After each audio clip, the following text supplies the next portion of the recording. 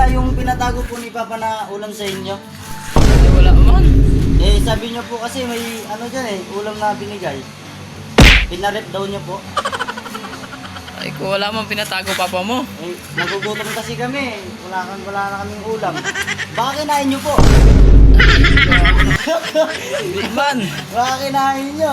Tangina, ibigay mo na matakaw ka ba? Aray ka. Wala man pinatago. Baka matakaw ka, tangina. Nagugutom na kasi si mama ko dun eh, nagagalit na. Kailan Kagabi daw. Kagabi daw yung pinatago niya. Eh, sabi niya, pag di ko daw kinuha eh, paluin daw niya ako. Aray ko, wala man pinatago papa mo. Paano yan? Bayaran mo na lang ako niyan. Aray ko, wala nga rin pera eh. Wala ako. Aray Wala ko. akong pera. Sumbong na lang kita kay papa ko. Aray Sana, ko. dali niya yung basuka niya. Basuka yung bahay mo. Aray ko, katakot naman pala papa mo. Kasi yung papa ko, dating ano yun, sundalo. Bumabaril yun ng mga bobo.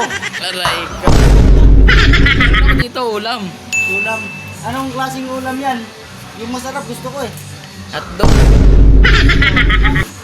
Baka may baboy kayo dyan. Aray ko, wala nga rin pera. Baboy pa. Anong gagawin natin dyan? Magagalit si papa ko. Sabi niya kasi dyan pinatago sa'yo eh.